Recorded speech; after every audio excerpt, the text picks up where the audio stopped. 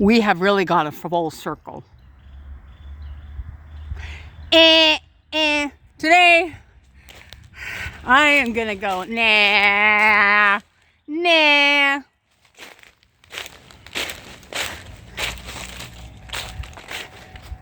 Today I'm gonna debunk a lot of, today I am going to debunk a lot of the misconceptions about these big, beautiful institutions. And you decide, the question I pose, were people better off then or now? I'm gonna sit for a second. Okay, let's pause that.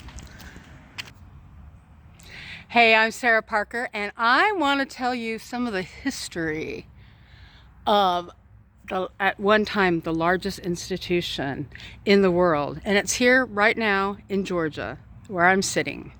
At one time in the 60s there were 12,000 people. Now the interesting thing is, I think when we think institutions we think creepy, mistreatment, spooky, your husband getting tired of you and throws you in and you're here the rest of your life. And while that may have happened, and did happen at various times, I want to tell you the history and debunk a lot of misconceptions. So, in Europe was the end of the 1700s, but the early 1800s, there was actually something called the moral treatment, I might be saying that wrong, model.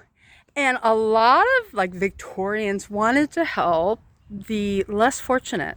They wanted to take care of them. And what came to light is Dorothea Dix, a social worker. She made a real big move. So what they found is that a lot of people with mental illnesses were not being treated. And if they were chained to a lot of the state jails.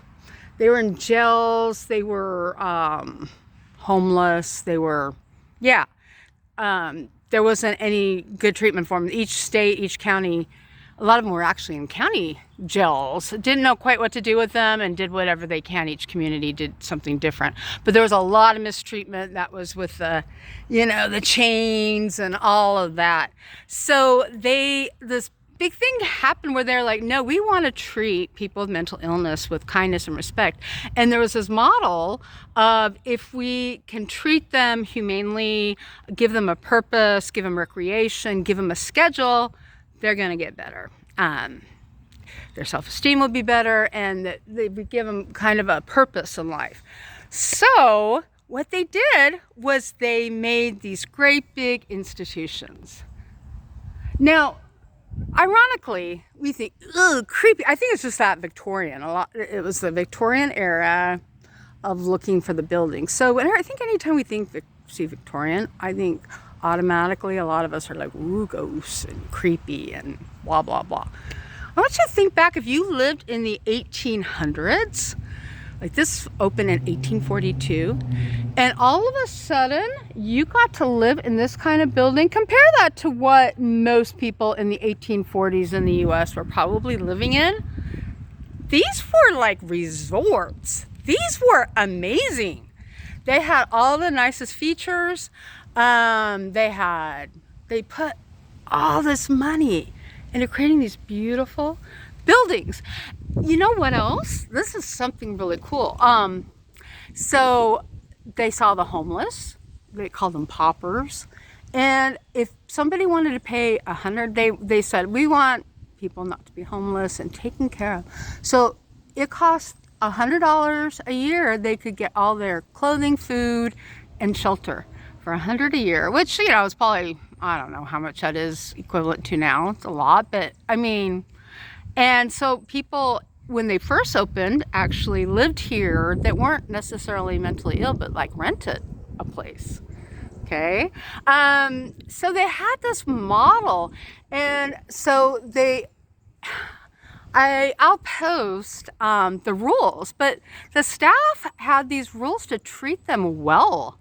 They couldn't restrain them without a doctor's order. So this is early 1800s, and they had to talk to them with respect And they put them in little communities, and people. The nice thing is that as much freedom as they could have, they gave people. Like some people had to be more supervised, whereas others just needed kind of a place to live. They could wander, have jobs or whatever during the day.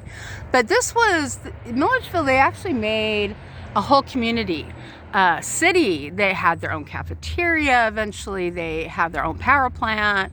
They had a trolley that went in and out of the main city.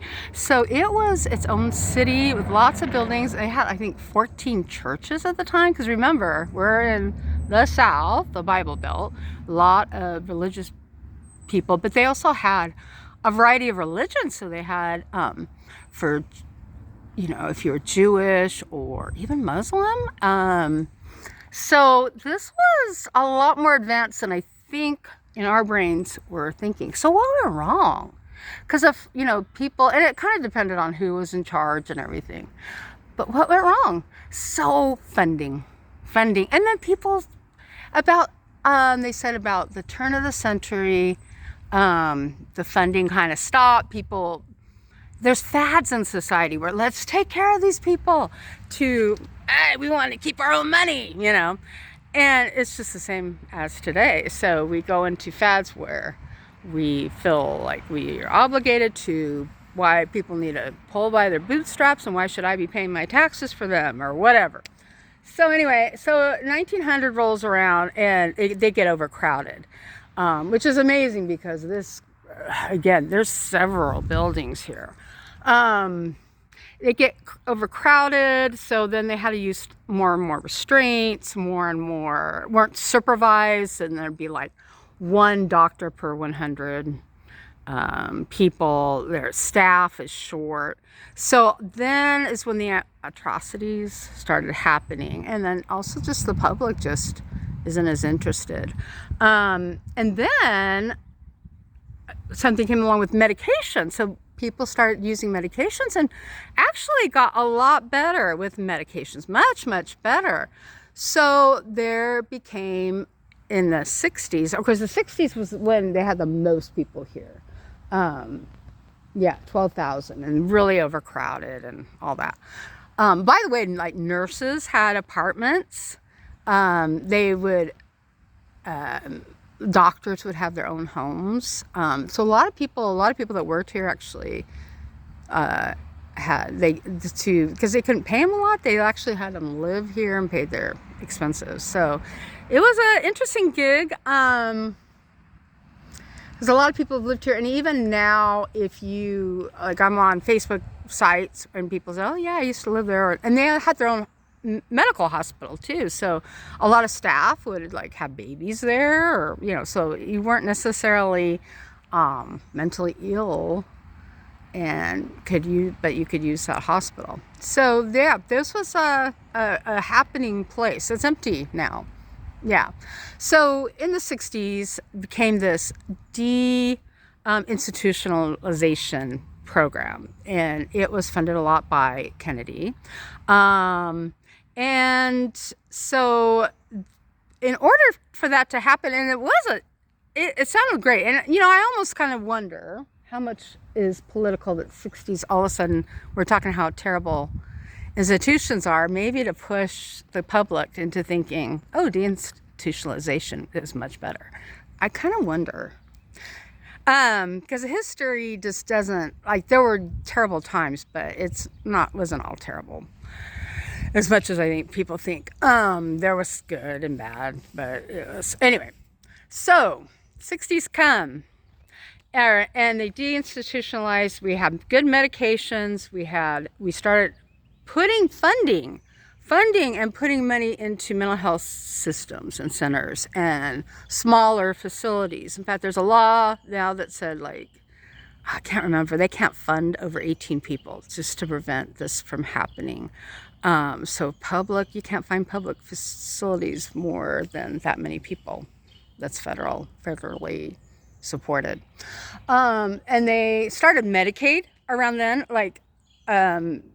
giving a lot of the money from Medicaid to people for this programming. Okay, so it worked somewhat. It wasn't terrible, and I think in then the 80s with Reagan, it became even more so.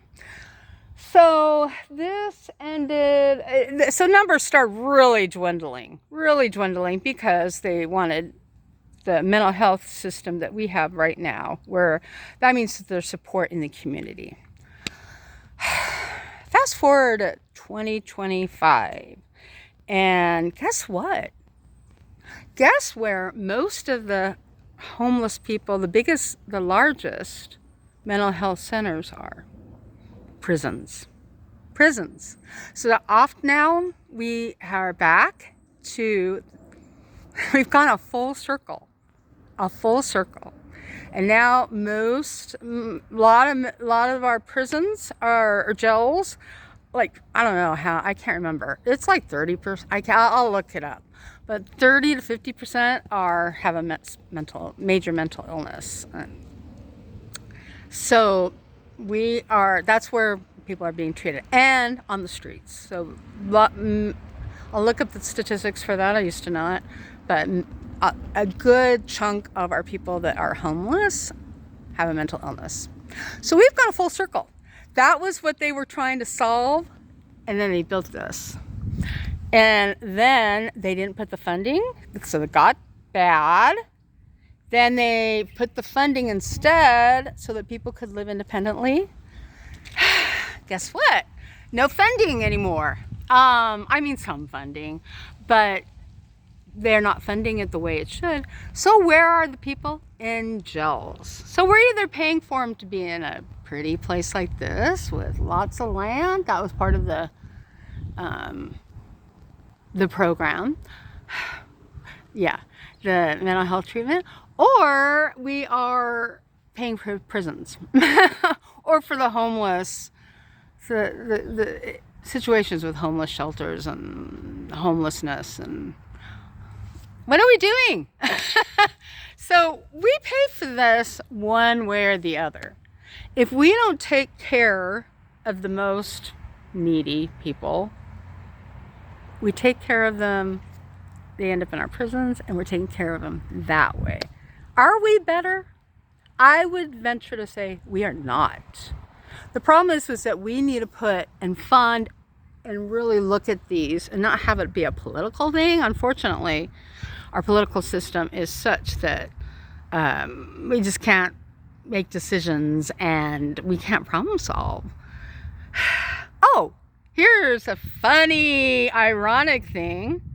Okay, so they really thought this moral treatment, I'm forgetting one of the words, would cure people. You know, having the structure, being outside, eating really healthy food, getting outside time, having a job, and just recreation, a lot of games, picnics, recreation therapy. Guess what? It didn't. I'm sure some people it really helped. I'm sure it really did help, but it didn't cure. I have a friend, well, actually I met him on a Facebook page, and he offers this class called Love Can't Fix Bipolar. And, you know, I think we all wish that was true, but this is actually an illness. And just like any other illness, I have diabetes too. If I'm not managing it properly, like I can exercise and stuff, and maybe, because mine's kind of borderline. But some people are so bad they have to take medications and they can't just do, you know, walking and eating right or whatever. They need it. It just is. So the same with mental illness. Some people can manage with that. Anyway, so what is RFK Jr.? What he's suggesting that we take like ADHD or some of these things and make homes or farms where people work and structure and activities. Been there, done that. We need to know our history, or we're gonna waste a lot of money and not use medication. So here's the thing, medications alone, there's a lot of obstacles. And there's a lot of obstacles. So for another time. anosognosia, big one. Our laws, the way our laws are structured and the way the funding. But instead of improving, putting the money in, we are cutting. What are we doing? We're cutting programs, and we're not even cutting. We're cutting healthcare, the little bit that we had. We are cutting food in November for everyone who's on food stamps, which the mentally ill, a lot of them are on food stamps. Good portion. What are we doing? We are not, I will say it, we are not better than our 1800 people. We have not progressed. We should have, and in some areas I feel like we have. This is really neglected. Hey, Sarah Parker here, and I'm passionate. I'm passionate about learning about mental health, and I think we need to really know the history.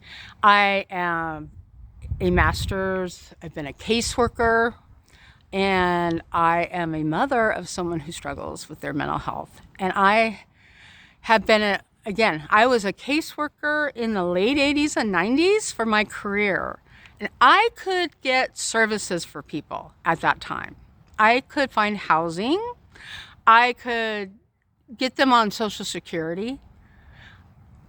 Fast forward, my son struggles with his mental health, and I could not get him treatment. I could not get him funding. I could not. I tried to get him on Social Security. I could not do it. It is so much harder than it used to be. So much harder. I think I had no idea. I always thought, oh, there's funding. They just choosing to because there's all these programs. They're not. They're cut. They're gone. They're gone. Trying to get on Social Security, the average is 3 years. What are people supposed to do in the meantime when they're ill and they can't work? What are we doing?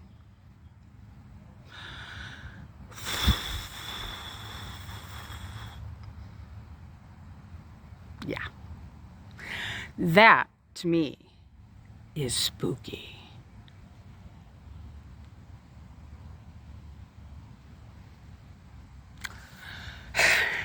Hey, this is the good news about these places. The governor Kemp was set to signed off to tear some of these beautiful buildings down, and they've been rotting here since the year 2000. Somebody just bought it. I don't know. They're going to put millions and millions and millions of dollars in it, and I think they're going to make apartments and stuff. I am so excited. So this is the thing. When I first came here, I'm like, am I going to feel creeped out? And today I feel more creepy. It's probably overcast. That's why. But my first impression is these are beautiful buildings. And it's just, they're just left in shambles and no one's taking care of it. It's just, and it's kind of a good symbolism of our mental health and how we're treating people. We're just letting them rot, letting them go without getting in them the treatment that they need. People say, why aren't the families doing it? And I want to say, I've been a family member. It is almost impossible. The laws and structure are almost impossible to do it. All right, happy Halloween.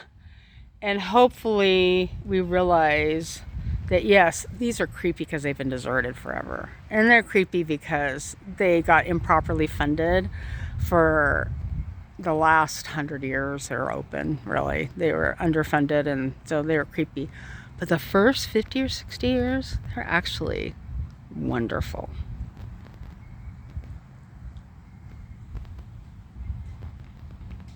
Happy Halloween.